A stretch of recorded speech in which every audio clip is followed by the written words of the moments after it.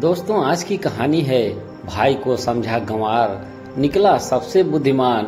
एक घर में 3 भाई और एक बहन थी। बड़ा और छोटा पढ़ने में बहुत तेज थे। उनके माँ बाप उन चारों से बेहद प्यार करते थे, मगर मझले बेटे से थोड़ा परेशान थे। बड़ा बेटा पढ़ लिख कर डॉक्टर बन गया, छोटा भी पढ़ लिख कर इंजीनियर बन गया, मगर मझला बिल्कुल आवारा और गंवार बन के ही रह गया। सबकी शादी हो गई। बहन और मझले को छोड़ दोनों भाइयों ने लव मैरिज की थी। बहन की शादी भी अच्छे घराने में हुई थी। आखिर भाई सब डॉक्टर इंजीनियर जो थे। अब मझले को कोई लड़की नहीं मिल रही थी। बाप भी परेशान, माँ भी परेशान।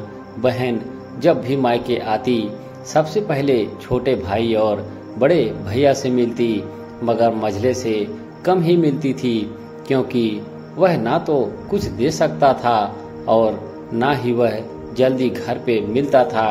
वैसे वह दिहाड़ी मजदूरी करता था, पढ़ नहीं सका तो नौकरी कौन देता। मझले की शादी किए बिना बाप गुजर गए। माँ ने सोचा कहीं अब बंटवारे की बात ना निकले, इसीलिए अपने ही गांव में एक सीधी सादी लड़की से मझले की शादी करवा दी। शादी होते ही ना जाने क्या हुआ कि मझला बड़े लगन से काम करने लगा। दोस्त ने कहा, ये चंदू आज अड्डे पे आ जाना।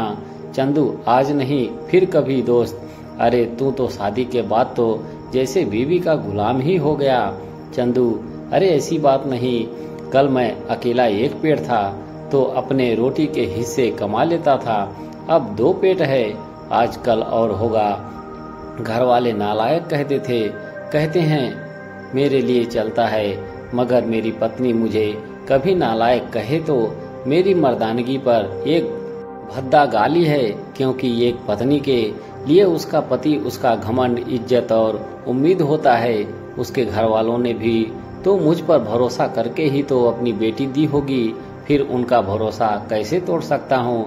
कॉलेज में नौकरी की डिग्री मिलती है और ऐसे संस्कार माँ बाप से मिलते हैं। इधर घर पे बड़ा और छोटा भाई और उनकी पत्नियां मिलकर आपस में फैसला करते हैं कि जायदाद का बंटवारा हो जाए, क्योंकि हम दोनों लाखों कमाते हैं, मगर मझला ना के बराबर कमाता है। ऐसा नहीं होगा।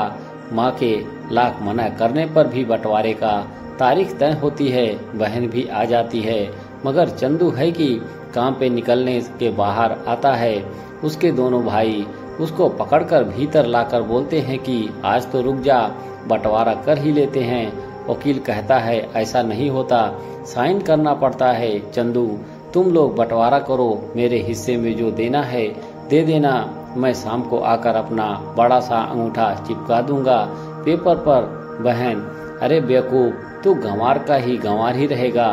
तेरी किस्मत अच्छी है कि तू इतनी अच्छे भाई और भैया मिले हैं। अरे चंदू, आज रुक जा, बंटवारे में कुल 10 बीघा जमीन में दोनों भाई 5-5 रख लेते हैं और चंदू को पुश्तैनी घर छोड़ देते हैं। तभी चंदू जोर से चिल्लाता है, अरे फिर हमारी छुटकी का हिस्सा कौन सा है।